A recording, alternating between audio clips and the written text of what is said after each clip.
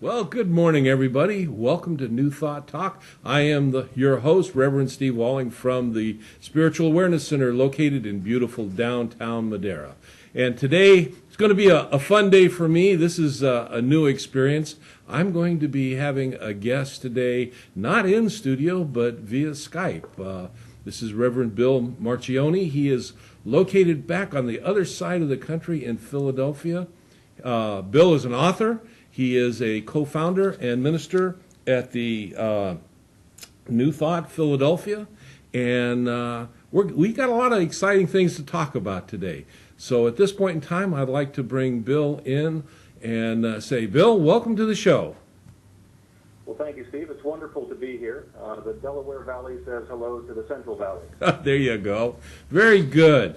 Well, listen, Bill, what I'd like to do today is start off our show like I do with most all my guests, and have you give me a little bit of background, your story. How did you come to New Thought? How did you wind your way into the field of being a minister? I mean, that's a calling that's very, very specific and very powerful. And then I'd like for you to share with us about your center. And then we're going to move on later on in the show. We're going to talk about your book, and you actually have a workshop that's based around this book. So first, why don't you just let me know a little bit about Bill, Reverend Bill. Well, first of all, Reverend Bill would be possibly the most surprising thing for the kids in my high school graduating class to have considered. I ran away from the religion that I was born into when I was 12, right before I got confirmed, because I didn't believe it. Mm-hmm. And I said, if I don't believe it, I'm not going to stand up and say that I do. And so I probably for 20 years considered myself to be an agnostic. I think that was mostly because I didn't have the nerve to say that I was an atheist. Hey. I just didn't know. My daughter was born, and I wanted to find some sort of a spiritual community for her to get involved in. My wife had been raised in an Orthodox Jewish household and had followed around a guru for a while, mm-hmm. and had a little bit of exposure to New Thought. So we stumbled into a New Thought church and fell in love. And I found out that there were people who were talking about things that I had been thinking and feeling all of my life. I didn't know that there was a language for it. I didn't know that people thought it was okay to talk about that. And I certainly didn't know that there were books and courses of study and things like that. You know, Bill, so, I'm going to interrupt you here because that part of your story is so true for so many people that, you know, there's just so many people in the population that are wandering around that they live a New Thought lifestyle, but they have no idea. They don't even have a clue that there's some place that they can go to and make that spiritual connection. And so you found your connection. That's great. So tell us more.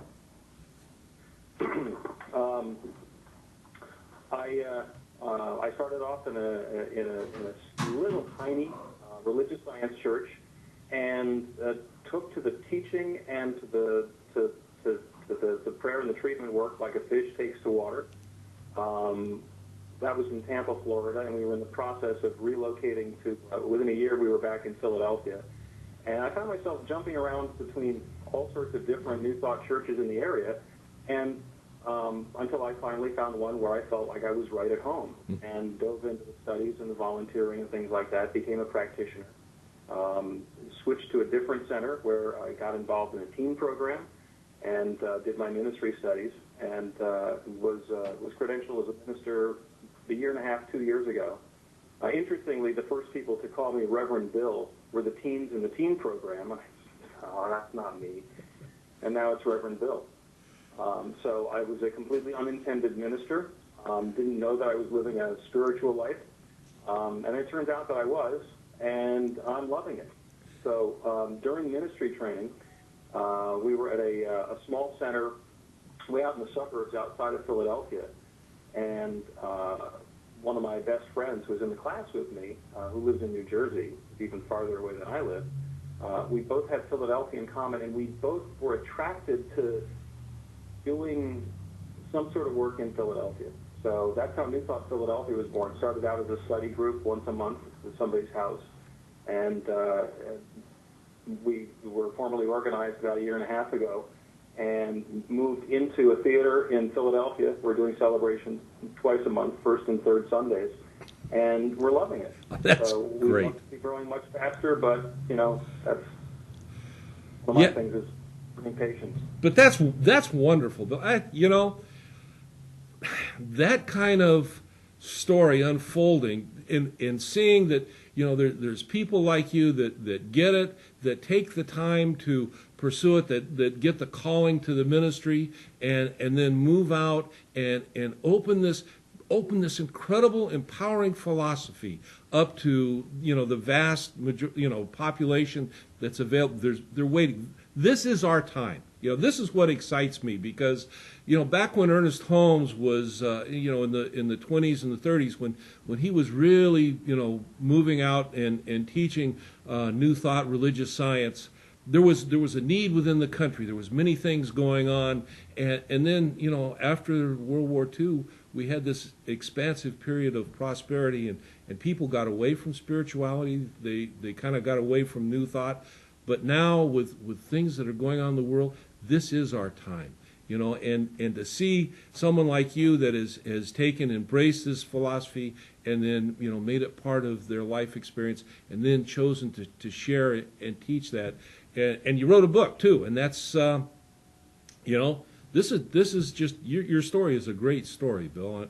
And I'm really happy that we've had this chance to get together today and explore this a little bit further. So you've got you meet the first and third Sunday of the month there in Philadelphia, and you're growing the population there in your spiritual center. Are you offering classes and stuff there presently? We're offering classes and teaching workshops as well. And when I first found this teaching, what I wanted to do was share it with as many people as possible. The way I describe it is that there's this bright light, and what we want to do is place this bright light up over the horizon so that people who are looking for it can find it. And I've been all about doing that in all the ways that I've been involved, and that's what New Thought Philadelphia is about. And one of the things that I like most about Ernest Holmes and the Science of Mind is that he very specifically said that this teaching is open at the top. He said it doesn't end with what he's written or with what he's said, which makes him so different than most religions, because people have been able to come and add to it.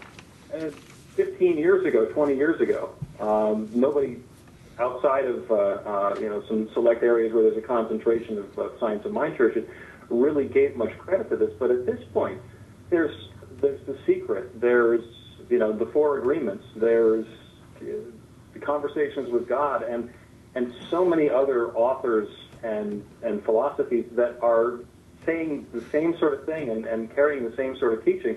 And I love being able to incorporate those and share the message using Ernest Holmes' language and scriptural language and popular media as well. This is a wonderful, very rich time. It really is. You've got you also have people like Wayne Dyer and Deepak Chopra. These people, they're teaching the philosophy to a greater population audience.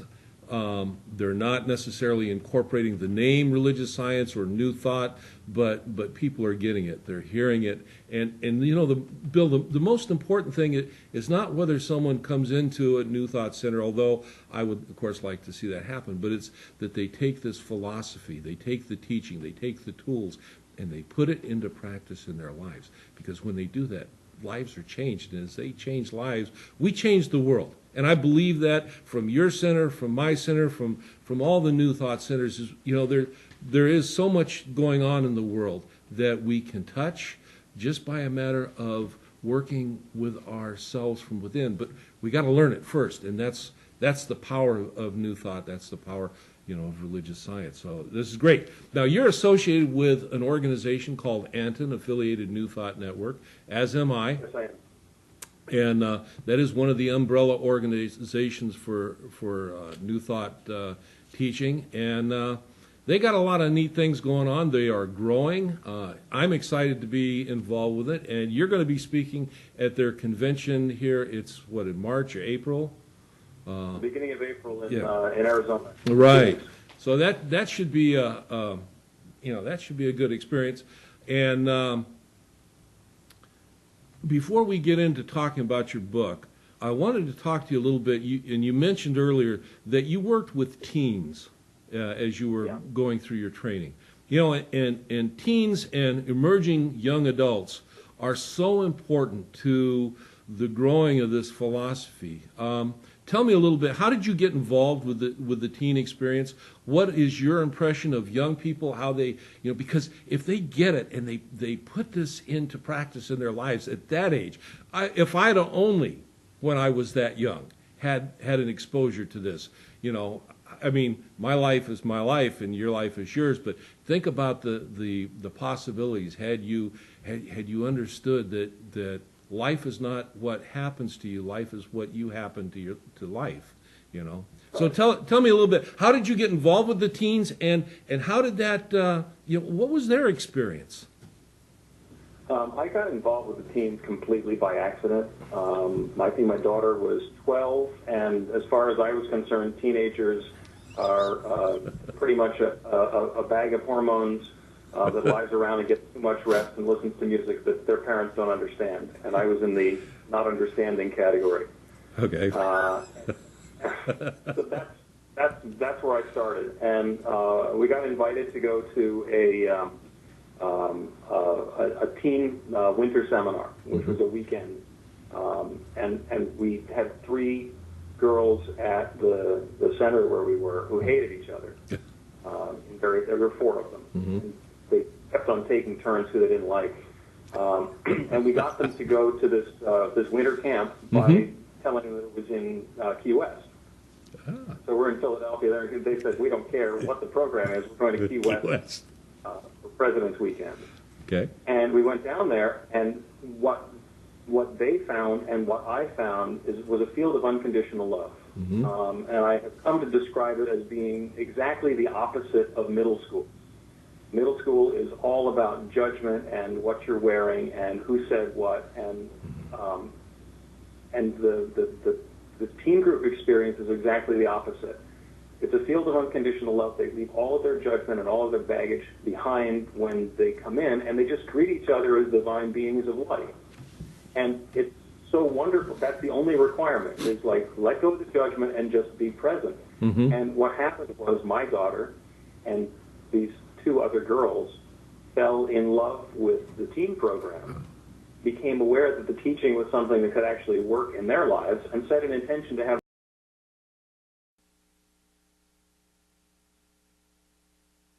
I am the Reverend Steve Walling from the Spiritual Awareness Center located in beautiful downtown Madera. We had a little bit of a technical issue going on, but I think we're all back and up and running now. So welcome back to the show. My guest today via Skype is the Reverend Bill Marchiony from the New Thought community in Philadelphia. And he's an author. He's been telling us about his experience with teenagers. And when we left off for the commercial break, Bill, you were talking about the program in Florida that your daughter went to with some friends. They'd had some issues. They got down there, and they found this philosophy to be very empowering. They came together. And take it from there, if you would, please. Yeah, it's completely possible the technical difficulties were due to my daughter and her friends rolling their eyes because they've heard this story as often as they need to. When on the way home from that weekend in Florida, the 3 of them said, we want to have a teen group, and we want to have it feel like that one felt, and we want to be part of a larger organization. And that happened. The week after that, we asked them to come in and and talk to the congregation at the end of the service about what their experience was. And there were the three that we had brought, and there was one more, their other friend who couldn't go to Florida with us. And when they came in, at the end, there were 5 of them. There was another kid had joined the group during the service, and it just continued to grow. Because of my background, I was connected with so many of the other centers in the area.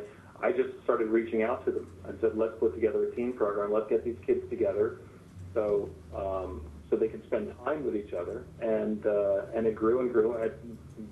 At one point, we were up to 20 centers and 150 participants. Wow. And involved in a national program. Mm-hmm. And we're now replicating that same thing as part of Anton, which is really exciting. We're going to be rolling that out in the beginning of next year.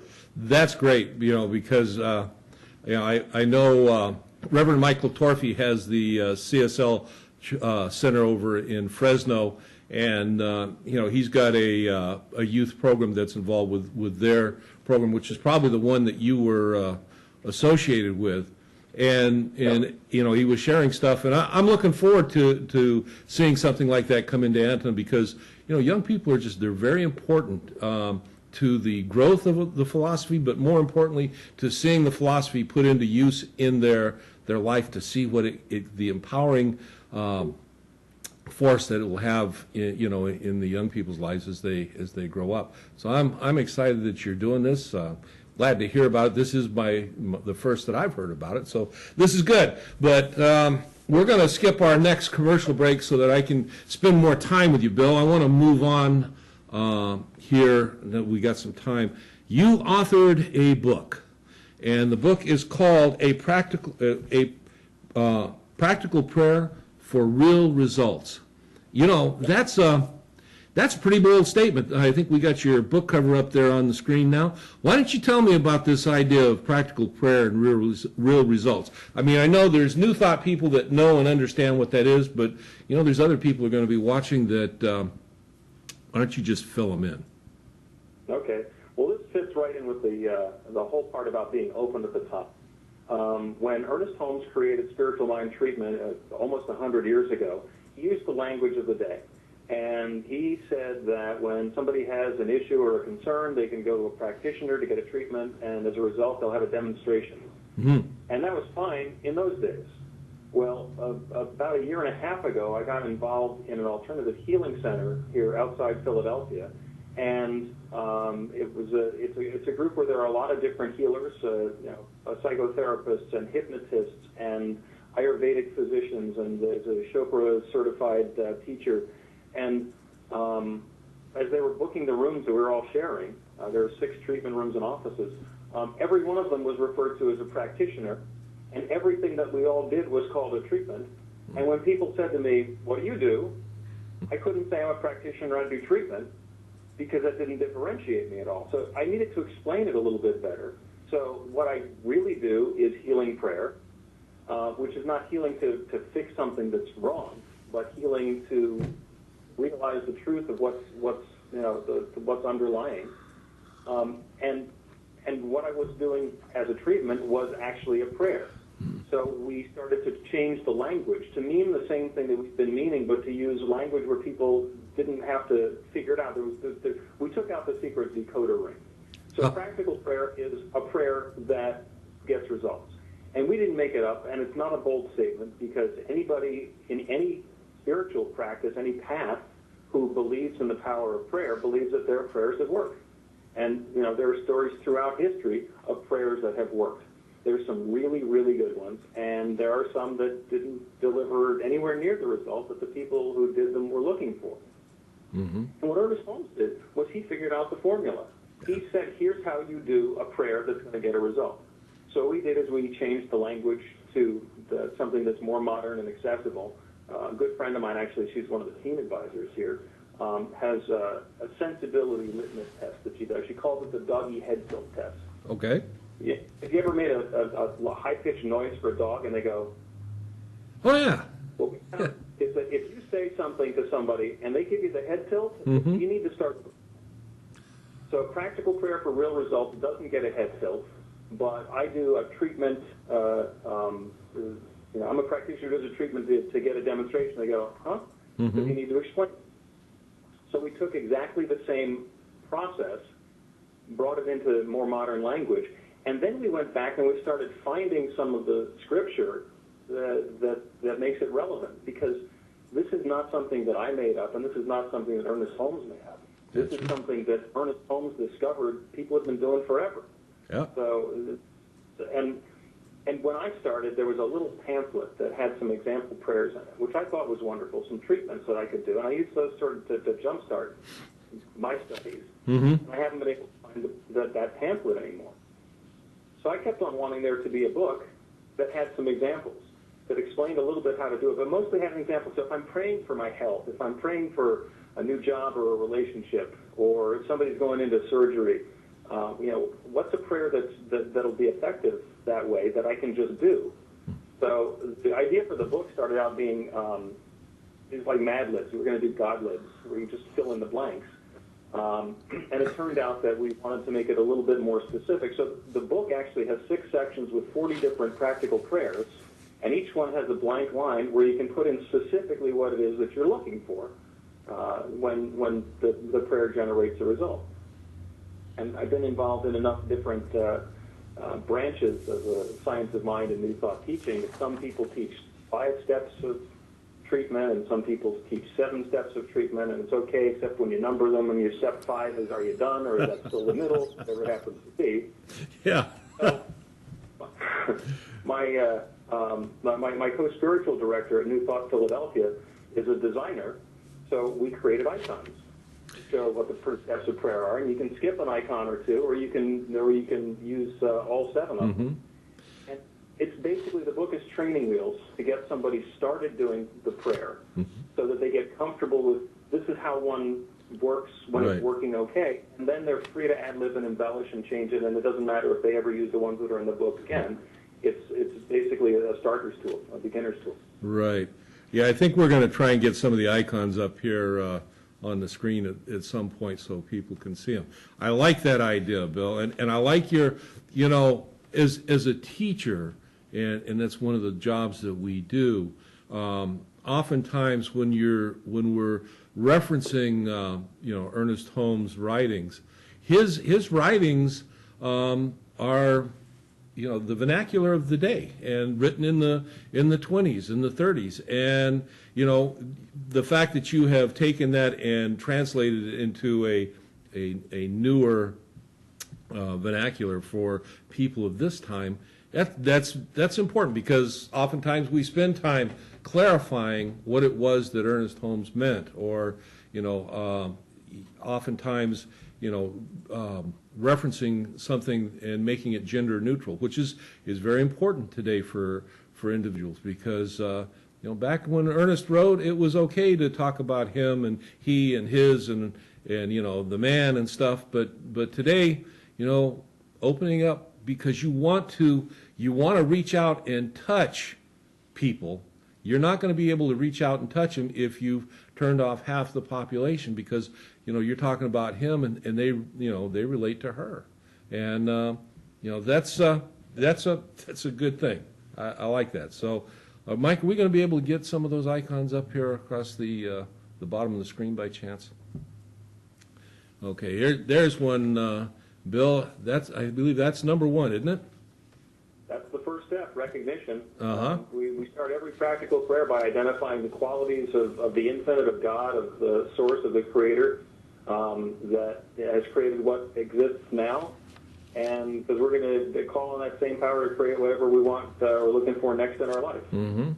And the next one up would be unification. Unification. I am everything that the Creator is, exists in some measure within me. So the same power that the infinite has, the same power that God has, I have. Whatever God is, I am. Mm-hmm.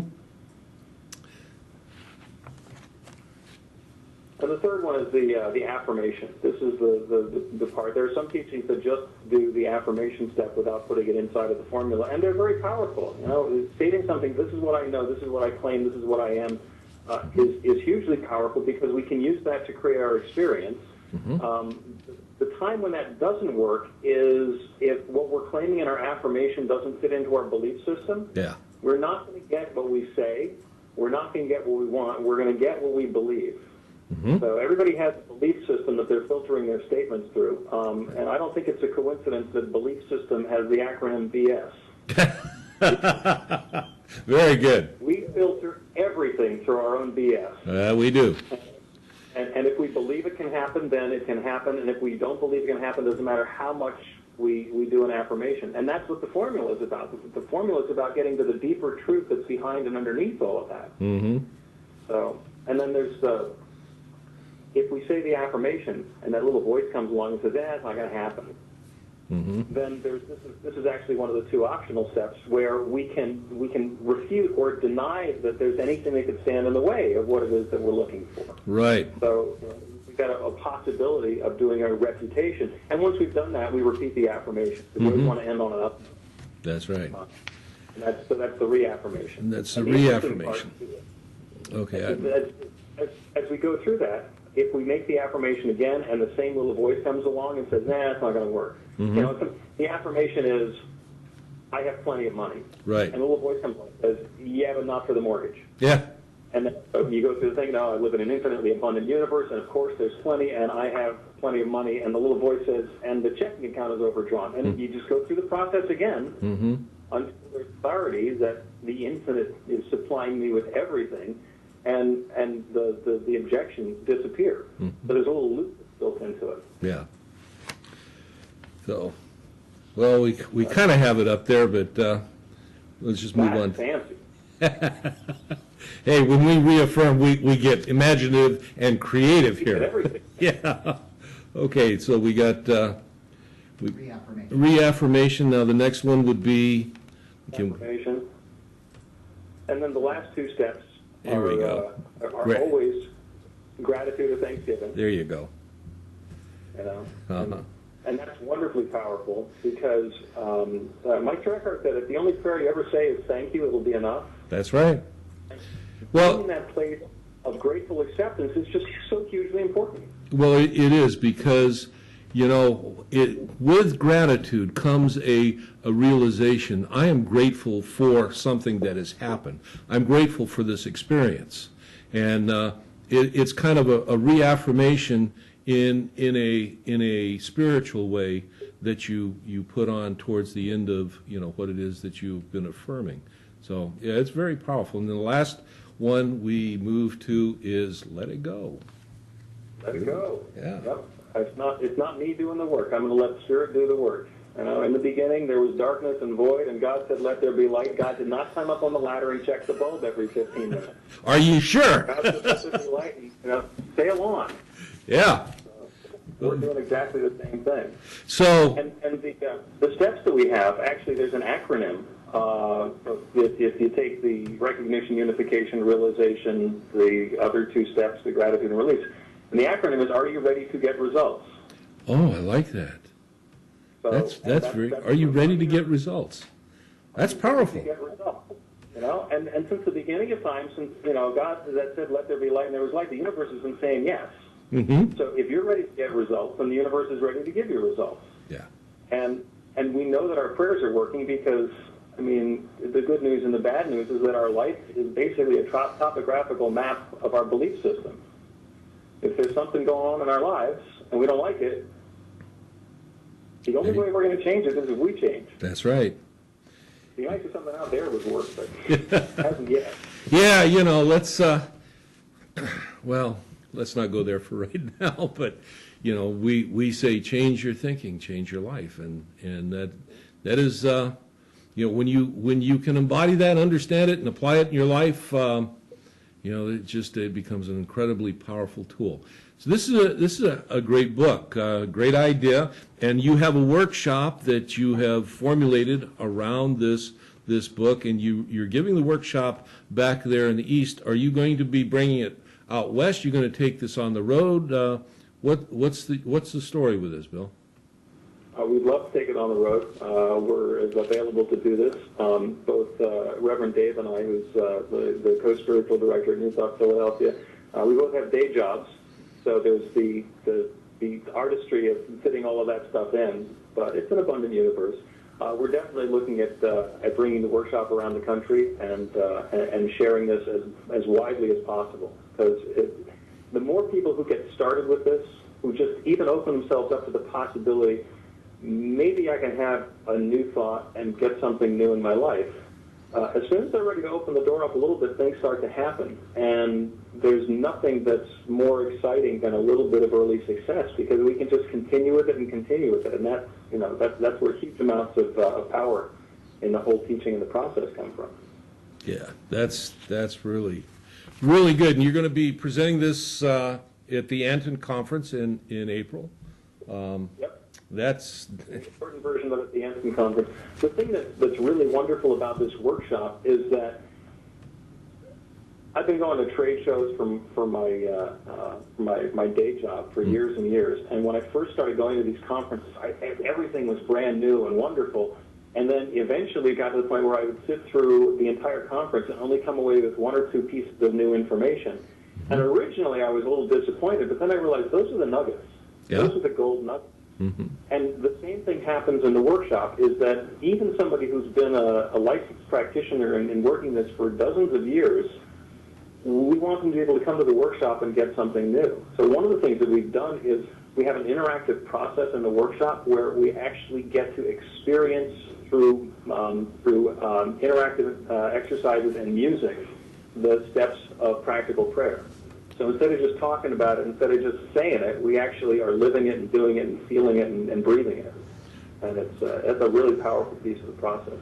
Yeah, and the thing is, sometimes when we've been around for a while, you kind of think you got a handle on everything, and you never do.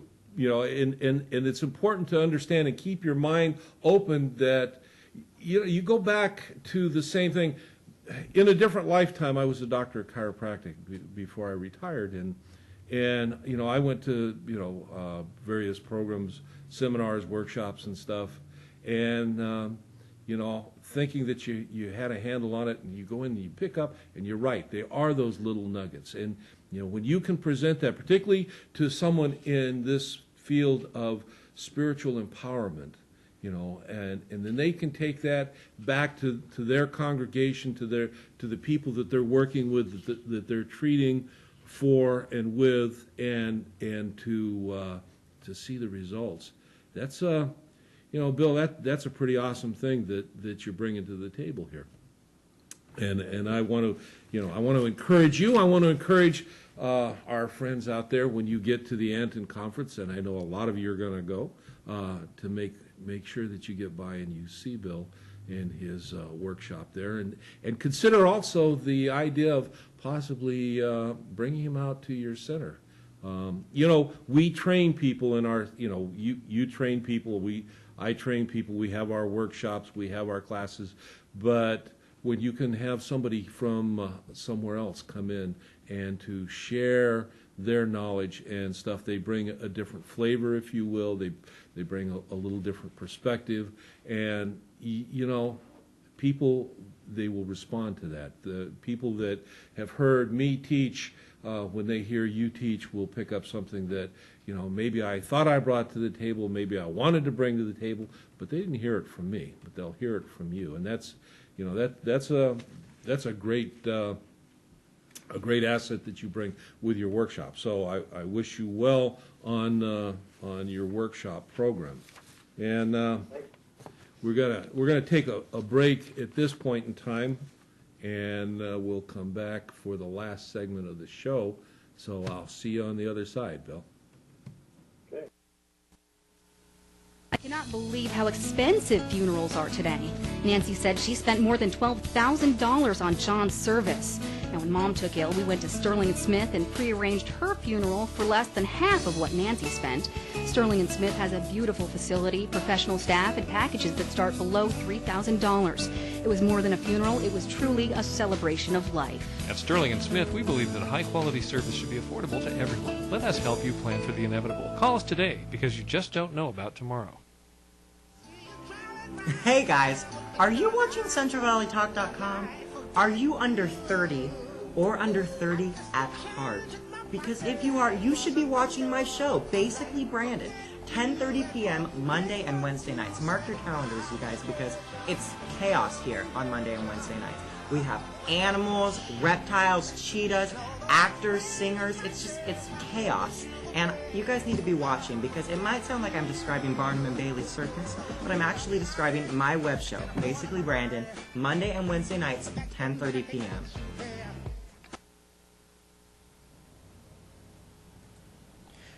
You can advertise your business, your product, or your event on Central Valley Talk, the Valley's only internet television station. Several of our programs are also picked up on Dish and cable networks. For the best advertising dollar, call Central Valley Talk at 579-1360.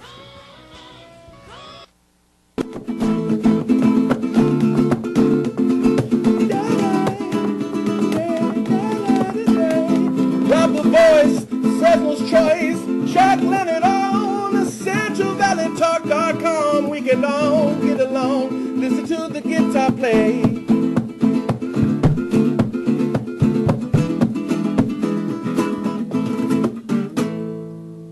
CentralValleyTalk.com.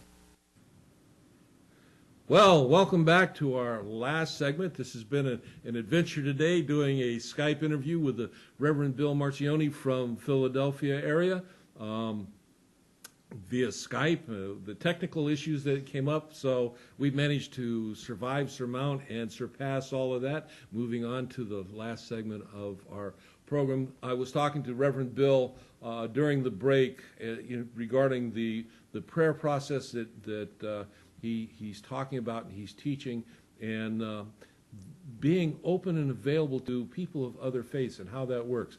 Bill, why don't you tell us a little bit about that? As we were doing the practical prayer and even spiritual mind treatment, the first step of treatment is to connect with, or to recognize God.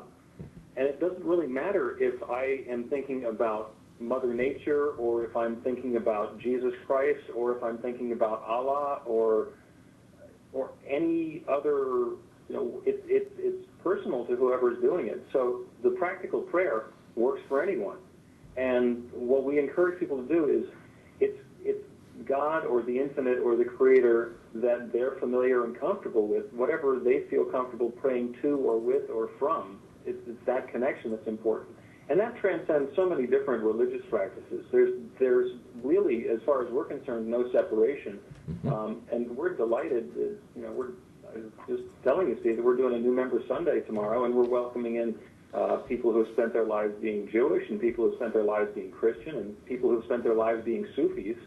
And they don't need to renounce anything in order to embrace this New Thought teaching, because this is something that transcends religions.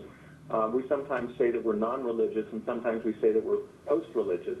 Post-religious sounds cool, but we get the head tilt. Like, what does that mean? Very good, yeah.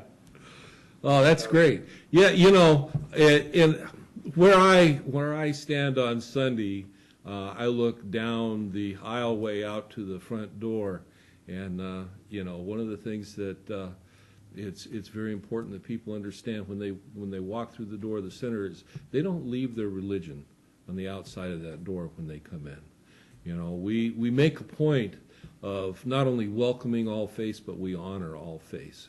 And you can bring your personal beliefs and come in, and we have tools that we can teach you that you can incorporate into your personal belief system, and then you can go back to whatever venue of worship that works for you, or you are welcome to stay with us. And that is one of the things Ernest Holmes talked about, being open at the top. It's one of the more empowering aspects of this philosophy as we put it into our lives.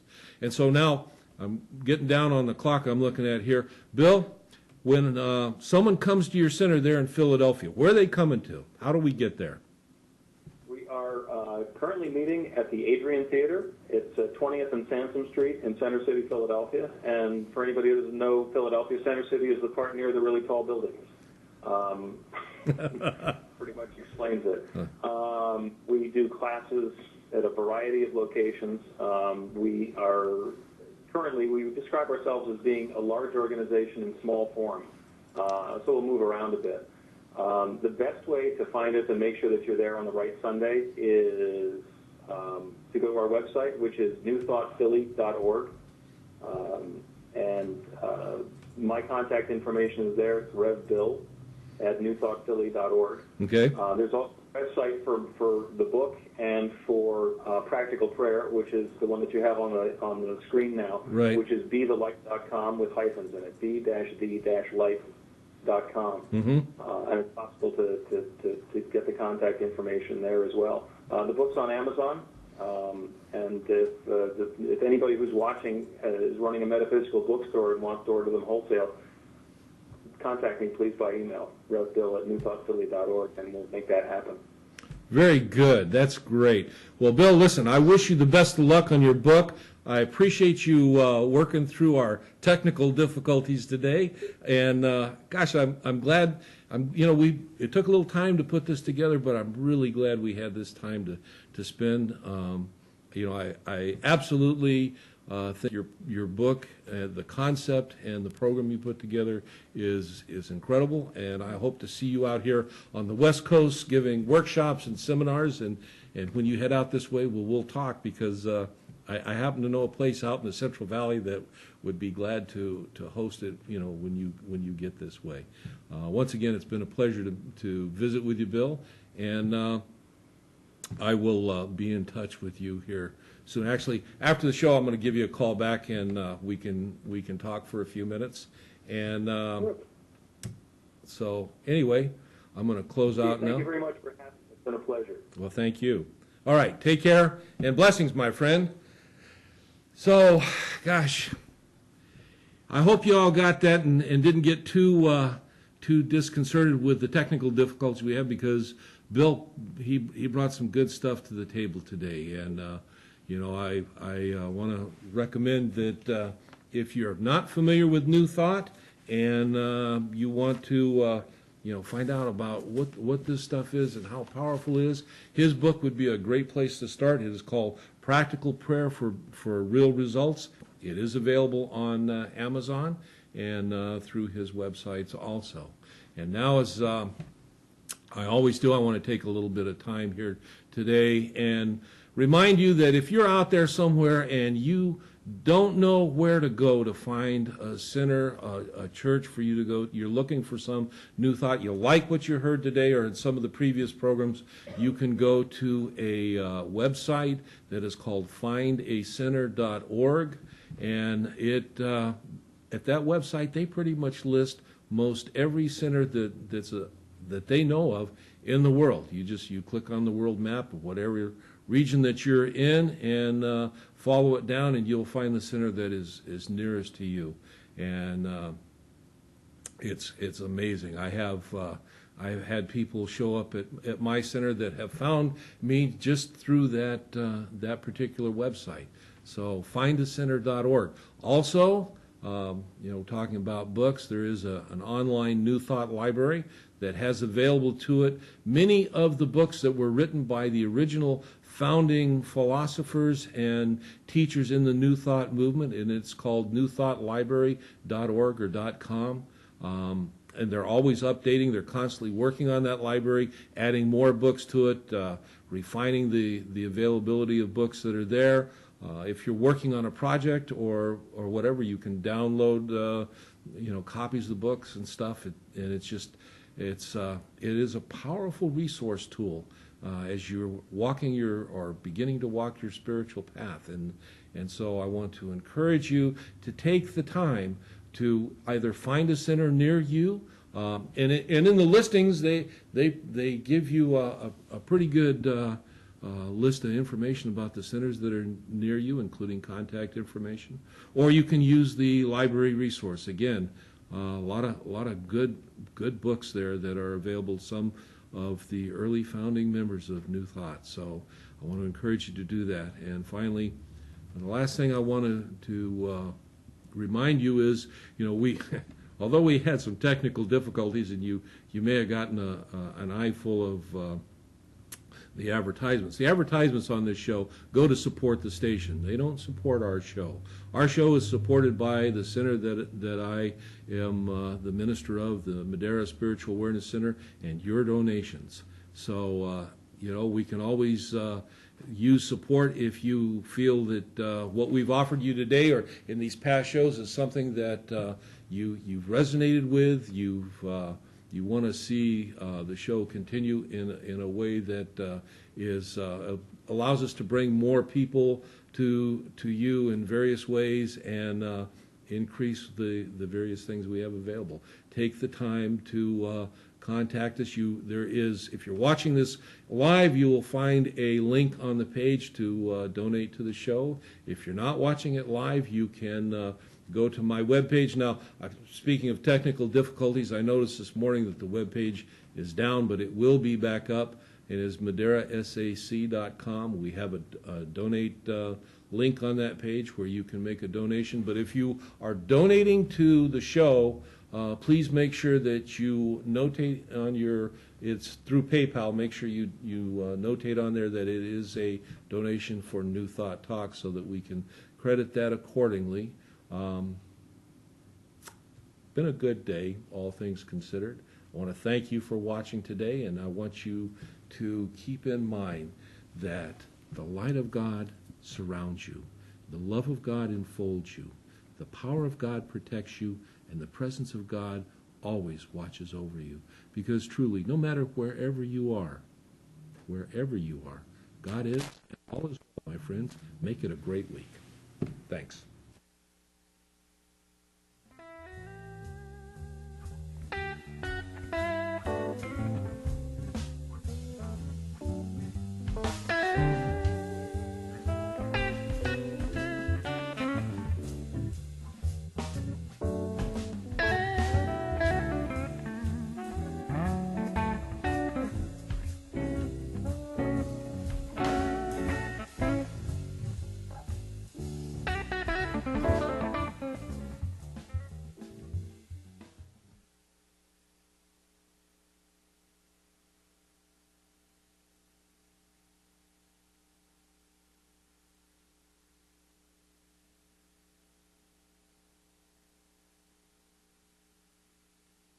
CentralValleyTalk.com